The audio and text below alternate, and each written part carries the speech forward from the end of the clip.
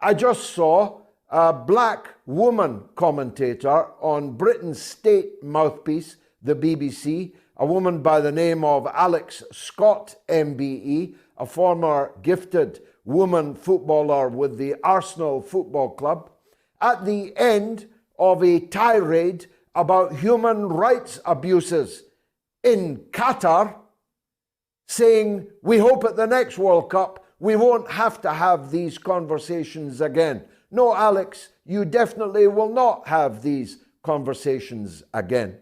You will not, 4 years hence, if God spares us all, be heard talking about the 25% of the world's prisoners that are held in America's prisons, even though the World Cup will be in America. We will not be told that the biggest portion of them, Alex, are people who look like you, whose skin color is the same as yours.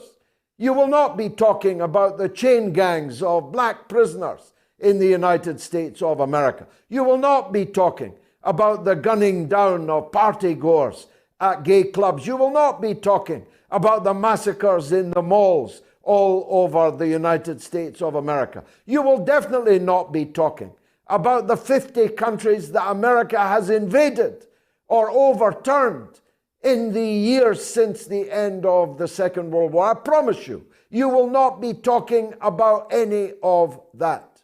You will not be talking about the extreme injustices of the US injustice system. You won't say a word about it. Qatar is nothing to do with me. I'm banned from Qatar. I'm not here shilling for Qatar. I have zero relations with Qatar.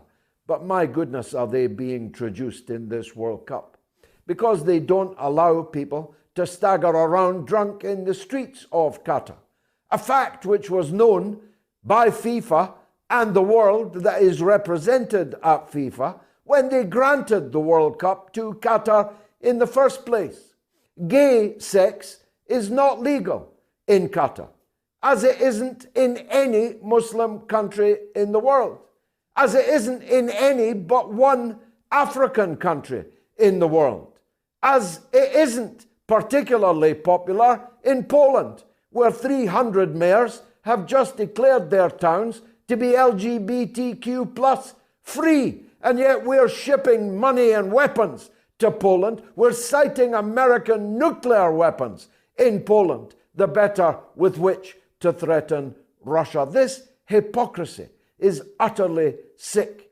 It means that the World Cup should not be in any Muslim country. Why don't you come out and say that? It means that the World Cup cannot be in any African country. It means that the World Cup's not that popular in Alabama and in other states of the United States that only until very recently gay relations were illegal.